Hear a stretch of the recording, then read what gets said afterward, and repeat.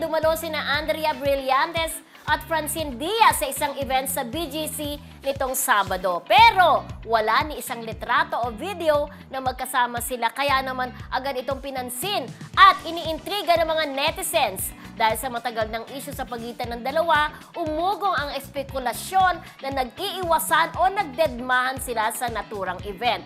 May ilan namang nagsabing nagbatian sila pero hindi tulad ng dati ang kanilang closeness. Samantala, ilan sa mga celebrity guests ay sina Vice Ganda, Rufa Gutierrez, Sara Geronimo, Mateo Guidicelli, Ann Curtis, Alden Richards at Liza Soberano. Ayun, Diba? alam mo, may mga nabasa ako ng comments. Ang sabi nila, si Andrea daw ang umiiwas.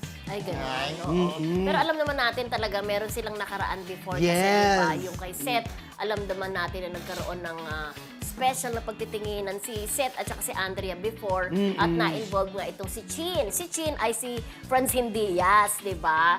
So, medyo hindi na raw sila naging close at saka may ilang mga blind items tayong nababasa na parang tumutukoy sa dalawa na laging nagdededma. Correct, diba? nagdededma. At saka ito yung issue yata friendship na parang nilusob di umano, tinalakan. Yes. Di umano, ni Andrea, si Francine Diaz sa ABS-CBN, di ba? Yung sa loob Yes, nun. oo. Tapos yun nga, magka-lab team sila, pero ang sinasabi ni Seth daw, di umano nga, ay mas type niya si Francine. Kaya Crush nung niya bagong na ever taon, since, doon oo. sila nagpaputok, di ba? Nagputukan sila. Hindi, nung bagong taon, di ba friendship? Ikaw talaga, kaya mo Alam- di ba, iniisip mo At saka may mga comment pa na dapat lang daw na hindi pansinin ni Andrea si Francine dahil hindi niya ka-level. Ay! Ano masasabi niyo doon? Ay, wala naman. Sige, dahil sa sinabi mo, Alam mo naman ng magdebatehan tayo, netizens, nagawa no? na ba natin yun? Sino ang masikat ba si Francine o si Andrea? Naku naman, hindi na ito natanong yan, Day. Hoy, marami ng Francine, BFF, di ba, Gwen? Hindi na. Marami Pero kasi marami nadebate ng na natin Andrea. before yun. Oo. Pero yun nga, pero meron din ako. Sa old na Marisol na debate na natin. Meron Oo. ba? Pero alam mo,